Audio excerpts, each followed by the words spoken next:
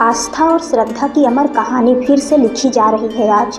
त्रिकुटा पहाड़ियों में बसे पवित्र धाम माता वैष्णो देवी के कटरा में नवरात्रि के पहले दिन उस लंबे इंतजार के बाद जब प्राकृतिक आपदा ने यात्रा को रोक दिया था, आज फिर से जय माता दी की आवाज़ गूंज रही है। इस यात्रा में केवल कदम नहीं चलते, बल्कि उम्मीद, विश्वास और सुरक्षा का वजन भी बढ़ता है। आइए जानते हैं कैसे कटरा से आ रही हैं ये खबरें, कैसी है स्थिति और किस प्रकार से श्रद्धालुओं और प्रशासन ने मिलकर बनाया है ये दिन खास। वैष्णो देवी की यात्रा सदियों से चली आ रही है।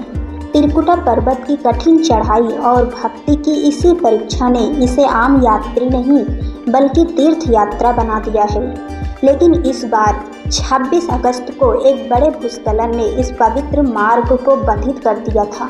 34 लोगों की जान गई, दर्जनों घायल हुए। यात्रा को स्थगन करना पड़ा। श्रद्धालु बेस कैंप कटरा में बेसब्री से मौसम के अनुकूल होने की प्रतीक्षा कर रहे थे और आज नवरात्रि के पहले दिन मौसम अनुकूल पाया गया। धूप की किरणों ने कुहासे को चीर दिया। प्रशासन ने यात्रा शुरू करने की घोषणा कर दी। सुबह सुबह कटरा के बाण गंगा दर्शनीय द्वार पर भक्त एक एक कदम बढ़ते हुए उमड़े। 6 बजे से दोनों मार्गों से यात्रा प्रारंभ हुई। चुनिंदा श्रद्धालु सुरक्षा निर्देशों की पालन करते हुए रेडियो फ्रीक्वेंसी पहचान पत्र सहित उपलब्ध जानकारी के अनुसार अब तक दर्शनों की संख्या सामान्य नहीं है।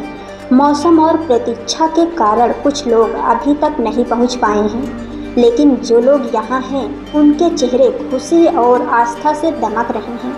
जैसे जय माता दी केवल शब्द नहीं बल्कि जीवन की पुकार बन गया हो। ये पुनरारंभ आसान नहीं था। यात्रा मार्ग की मरम्मत, नतीजतन होने वाले जोखिमों का आकलन, सुरक्षा व्यवस्था की सुदृढ़ करना, ये सब कुछ समय मांगने वाला काम था। प्रशासन ने कहा निर्धारित मार्गों का पालन जरूर है। रेडियो फ्रीक्वेंसी आईडी ट्रैकिंग अनिवार्य है। यात्रियों से वैध पहचान पत्र साथ रखने के लिए कहा गया है। मौसम विभाग की रिपोर्टों पर नज़र रखी जा रही है। संभावित बारिश या खराब मौसम की स्थिति में यात्रियों के लिए रोक टोक का विकल्प तैयार है।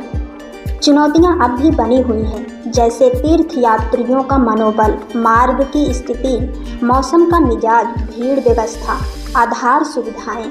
लेकिन आस्था और भरोसा शायद सबसे बड़ी ताकत है जो इन चुनौतियों को सामना करती हैं। कटरा पहुंचने वाले श्रद्धालुओं से मिले कुछ भाव। एक महिला जिसने कहा हमें प्रतीक्षा थी लेकिन हमारा विश्वास कभी टूटा नहीं।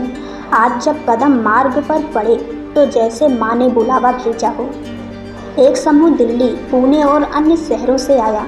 कुछ दिन बेस कैंप में रहा। योजनाएं फिर टलती रही, लेकिन आज की सुबह को बरसों बाद मिली हुई राहत कहा। उमड़ती भीड़, मंदिर का सज संवरना, फूलों की बारिश, दीपों की जगमगाहट, ये दृश्य सिर्फ भक्ति नहीं बल्कि जीवन की पुनरुत्थान की कहानी भी है। नवरात्रि के पूरे 9 दिन यानी 22 सितंबर से लेकर 1 अक्टूबर तक माता की 9 रूपों की पूजा होगी। इस समय यात्रा की संख्या में उल्लेखनीय वृद्धि होने की संभावना है। प्रशासन ने भिन्न तैयारियां की है। मार्गों की नियमित जांच और रख रखाव, भीड़ नियंत्रण के लिए सुरक्षा बलों की तैनाती, मौसम अपडेट देने के लिए इमरजेंसी ऑपरेशन सेंटर सक्रिय, स्वास्थ्य सुविधा, मेडिकल सहायता, आवास और भोजन की व्यवस्था बेस कैंप में विशेष रूप से मजबूत की गई है। और जो श्रद्धालु पहले से कटरा और आसपास पहुंच चुके हैं उनसे धैर्य का अनुरोध है, क्योंकि दर्शन में समय लग सकता है। ये 9 दिन सिर्फ यात्रा नहीं बल्कि आत्मिक सफ़र है, जिसमें श्रद्धा से कदम बढ़ाना है, सहनशीलता से राह निकालनी है और हर मोड़ पर आस्था को कायम रखना है। तो कटरा से आज की कहानी यही है। कठिन समय के बाद पुनरावृत्ति, धक्कों के बाद उम्मीद, हर कदम पर विश्वास। नवरात्रि का पहला दिवस सिर्फ शुरुआत है, लेकिन इसने दिखा दिया है कि आस्था और मानव भावना कितनी मजबूत होती है।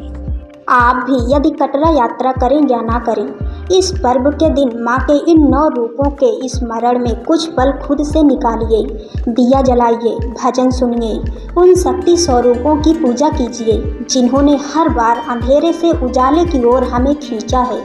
जय माता दी।